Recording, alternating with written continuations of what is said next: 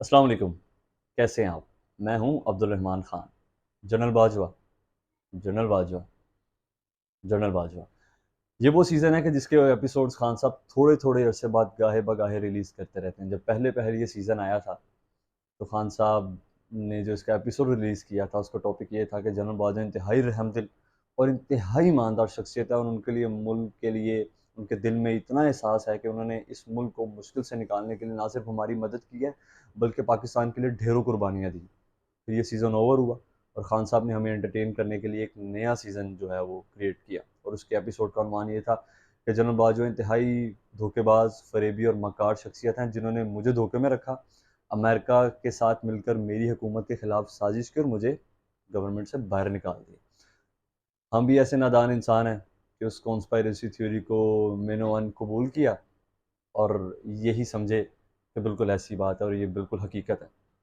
लेकिन आजकल फिर खान साहब ने एक नया सीज़न रिलीज़ किया और उसका एक और एपिसोड रिलीज़ किया। उस सीज़न का टॉपिक ये है कि मैंने अपनी असेंबली जो थी वो बाजवा साहब के कहने पे तोड़ी थी। मतलब कि बाजवा साहब के एडवाइस पर पंजाब और केपीके की असेंबलीज तोड़ी थी।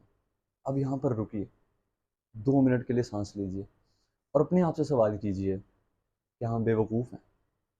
क्या हम नादान हैं? क्या हम पागल हैं? तो फिर आपको एक ही जवाब मिलेगा कि जी हाँ।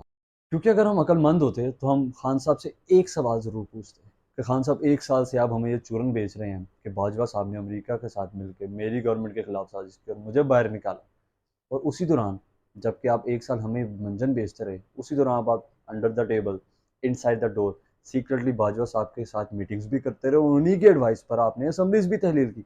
इसका मतलब आपने ये चूरन तो हमें बेचा, लेकिन साथ साथ हमें धोखे में भी रखा। तो मेरे कप्तान, क्या हमारी हैसियत सिर्फ उस टूल की है जिसे आप पावर हासिल करने के लिए इस्तेमाल करेंगे? क्या हम भेड़ बकरियां हैं और आप चरवाहे हैं कि आप जब चाहेंगे, जिस वक्त चाहेंगे, जैसे चाहेंगे इन्हें जहां मर्जी हाँक कर ले जाएंगे? वैसे सच बोलूं तो हकीकत तो यही है, बिकॉज वी डिज़र्व इट। उसकी वजह यह है कि हम बगैर सोचे समझे, बगैर एनालिसिस किए, बगैर हकीकत को जाने, जो आता है उसके पीछे चल पड़ते हैं। 75 साल से हमारी यही तारीख रही है। लेकिन इस सारी सिचुएशन में हमें खान साहब की एक चीज़ तो वाज़ी हो जाती है, और वह है desperation. Desperation to attain power. Thank you.